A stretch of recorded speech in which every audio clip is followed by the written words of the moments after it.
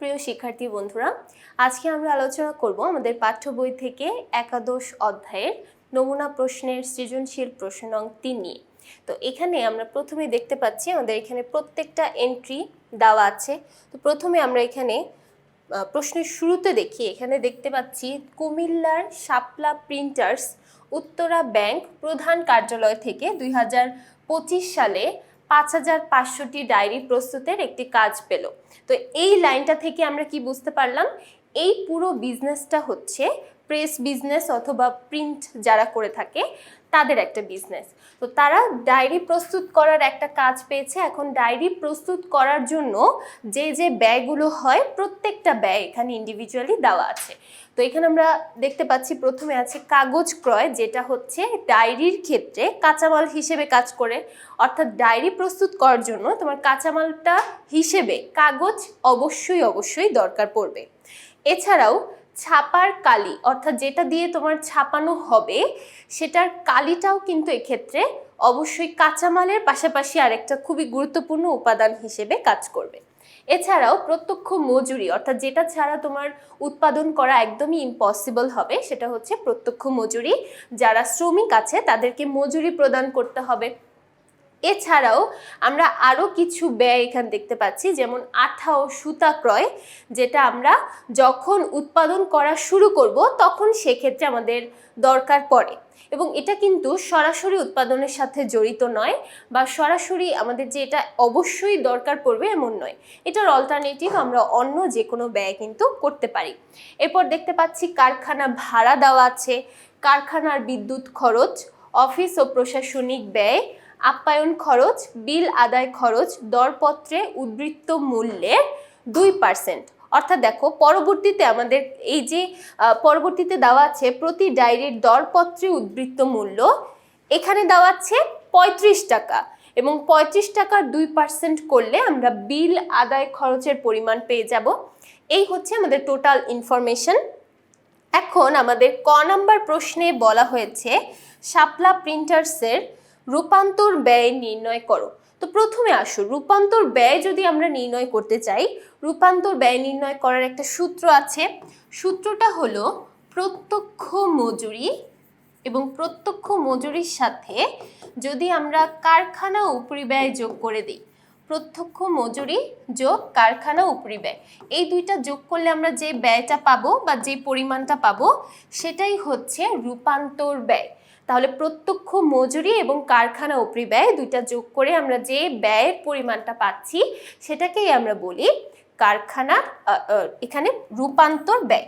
ওকে, তাহলে এবার আমরা ক নাম্বার প্রশ্নের উত্তর যদি করতে চাই, আমরা প্রথমেই স্টার্ট করব প্রত্যক্ষ মজুরি দিয়ে, এবং প্রত্যক্ষ মজুরির পরিমাণ আমাদের এই অঙ্কের মধ্যে দেওয়া আছে। তো প্রত্যক্ষ মজুরির পরিমাণ আমরা দেখতে পাচ্ছি 12,500 টাকা।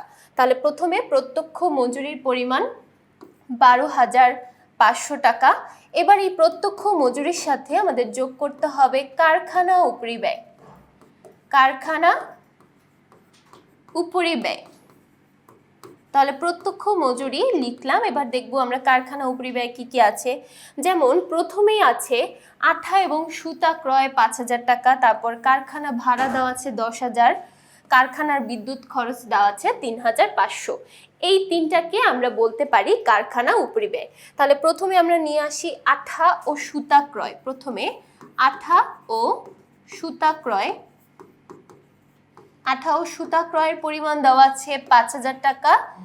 তারপর দেওয়া আছে কারখানা ভাড়া, কারখানা ভাড়ার পরিমাণ দেওয়া আছে 10,000 টাকা, এবং সবার শেষে কারখানার বিদ্যুৎ খরচ, কারখানার বিদ্যুৎ খরচের পরিমাণ দেওয়া আছে 3,500 টাকা।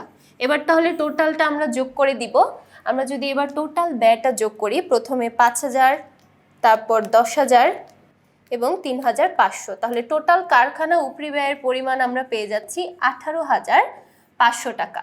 এবার 12,500 টাকা এবং 18,500 টাকা যোগ করলে আমরা আমাদের মোট রূপান্তর ব্যয়ের পরিমাণ পেয়ে যাচ্ছি 31,000 টাকা।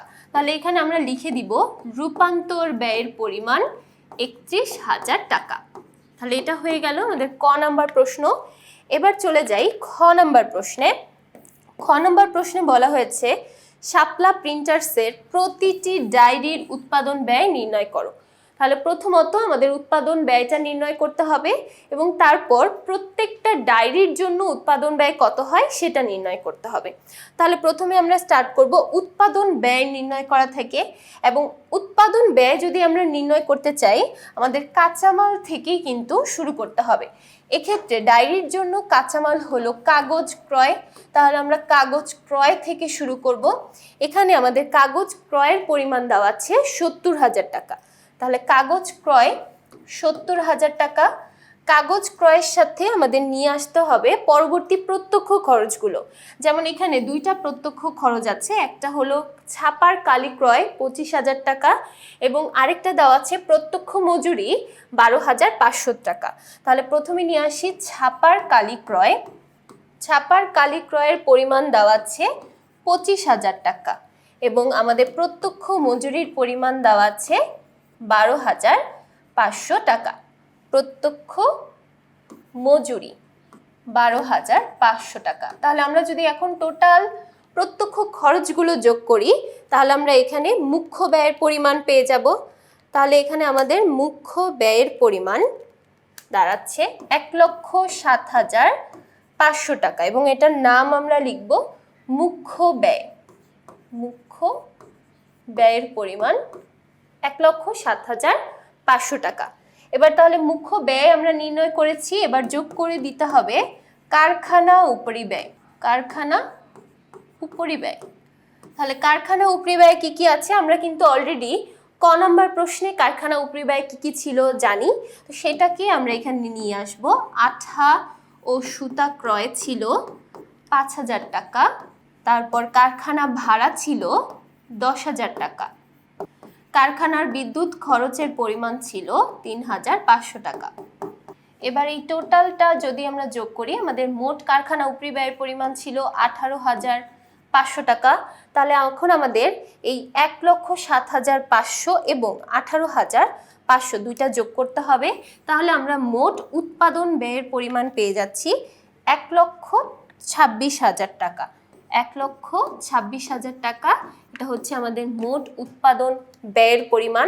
এখানে আমরা লিখব উৎপাদন ব্যয়। এবার আমাদের কোশ্চেনে বলা হয়েছে প্রতিটা ডায়েরির জন্য উৎপাদন ব্যয় নির্ণয় করতে। তাই এখন আমরা প্রতিটা ডায়েরির জন্য আলাদা আলাদা ব্যয় বের করব। তো প্রতিটি ডায়েরির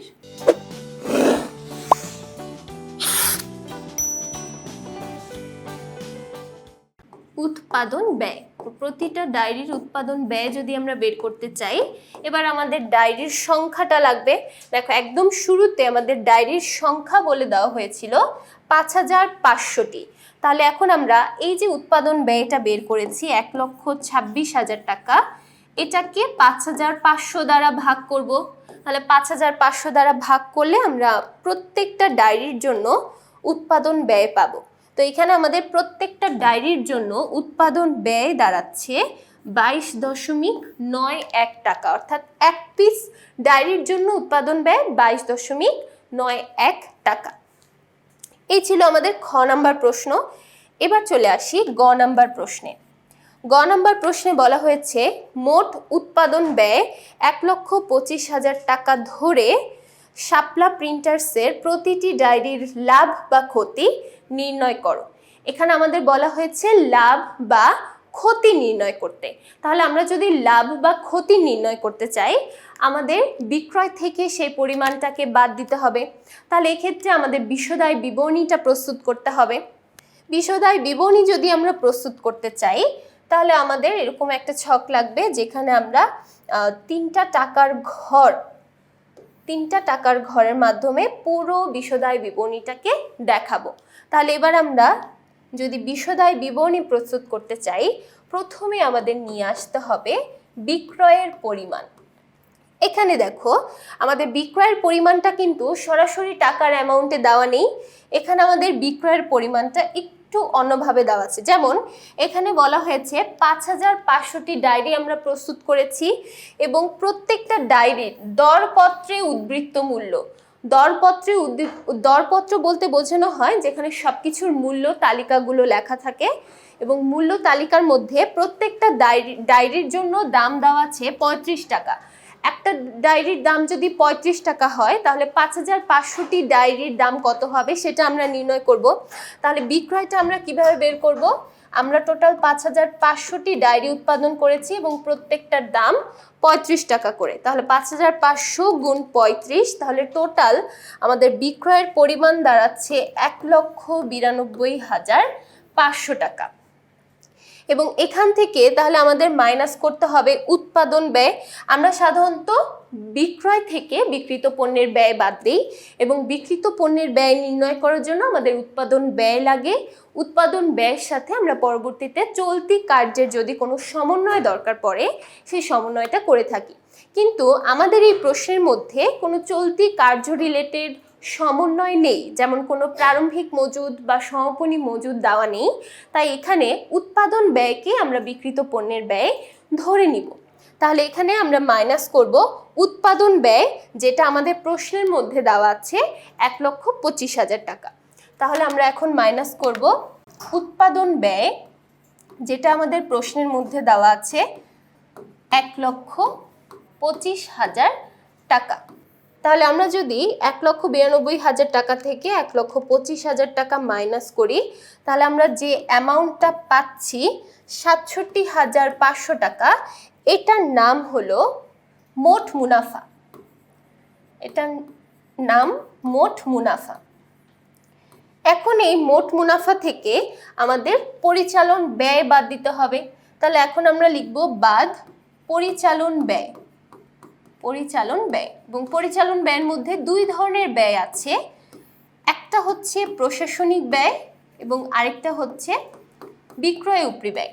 তাহলে প্রশাসনিক উপরি ব্যয়গুলো কি কি আছে, আমরা প্রথমে প্রশাসনিক উপরি ব্যয়গুলো দেখব।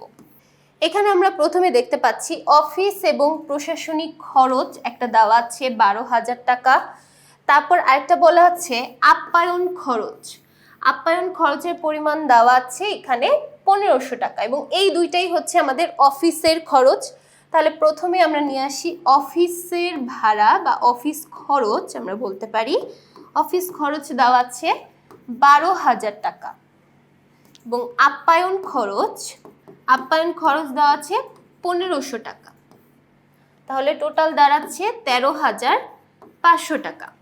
এবার দেখি বিক্রয় উপরি ব্যয়। বিক্রয় উপরি ব্যয় এখানে আমাদের একটাই আছে, সেটা হচ্ছে বিল আদায়ের খরচ।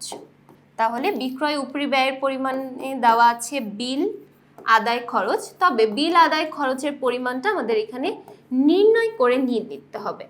তাহলে বিক্রয়ের আদায় খরচ, বিল আদায় খরচ, এটা আমরা কিভাবে নির্ণয় করতে পারি? আমরা একটু প্রশ্নে ফিরে যাই। আমাদের এখানে বিল আদায় খরচের পরিমাণটা দেওয়া আছে 2%। দেখো কিসের 2%? আমাদের বলা হয়েছে দরপত্রে উদ্বৃত্ত মূল্যের 2%। সহজ কথায় যদি বলতে চাই বিক্রয়ের ওপর 2%। বিক্রয়ের ওপর 2%। আমরা অলরেডি বিক্রয় বের করেছি ১,৯২,৫০০ টাকা। তাহলে আমরা যদি বিল আদায় খরচ বের করতে চাই ১,৯২,৫০০ টাকার ওপর 2% নির্ণয় করব, তাহলে আমরা বিল আদায় খরচ পেয়ে যাব।